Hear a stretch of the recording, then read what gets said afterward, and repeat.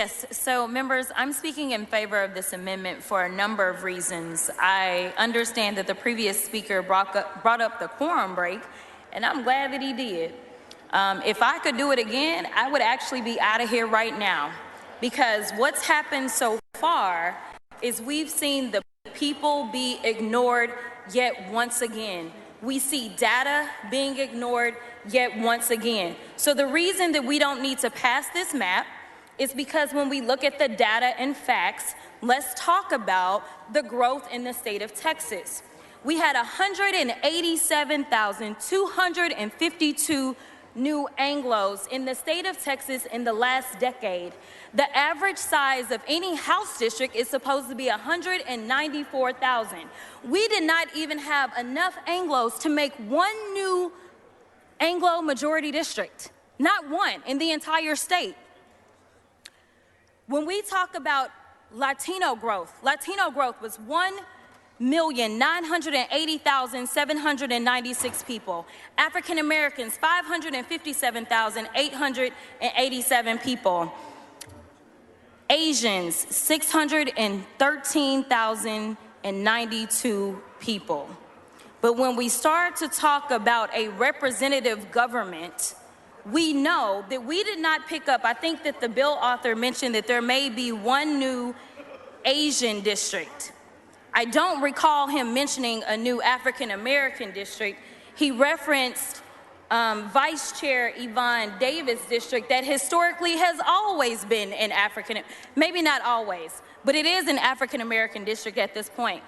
So I don't know why we're adding something to the count that really is already there. In fact, let's talk about what really happens, at least in Dallas County. My district, HD 100, which is a legacy district, somehow the HCVAP was reduced by 6.5 percentage points. The African Americans were reduced by 12.4 points, and Anglos somehow increased by 17%.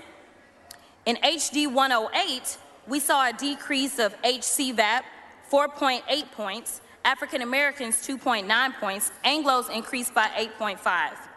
When we talk about 112 in Dallas County, HCVAP decreased by 7.9, African Americans down by 6.3, and Anglos up by 17%. Now this may make sense if for some reason Dallas County was growing in an opposite direction of the rest of the state. But I present to you that 50% of Dallas County's growth was due to Latinos, and the other 25% was due to African Americans, and then the final 25% was due to a mixture of Asians and Caucasians and other. So if anything, every single seat in Dallas County should actually be more diverse instead of being less diverse. So what we have is retrogression. If we have retrogression in Dallas County, I have no doubts that there's retrogression throughout the entirety of this map. The reason that the persons that have spoken already spoke about the Voting Rights Act, which is something that we were fighting for while we were in DC, was the full restoration of that act, is because we knew when we came back to the Texas House, what was going to happen is that this House was going to try to take advantage of the fact that there would not be federal oversight. We need federal oversight because sadly we are failing Texans again. Texas is a majority-minority state at this point, but when we look at these House districts, we do not have majority-minority House districts. This isn't about partisanship. The reality is that you heard from a Latino member. He was elected as a Republican. We have an African-American member that was elected as a Republican. This comes down to fairness based upon real representation. We need real representation so that the bills that come out of this House reflect the will of the people in this state. And the only way that we can do this is if we go back to the drawing board and if we're honest about the 95% of the growth that has occurred in the state of Texas over the last decade.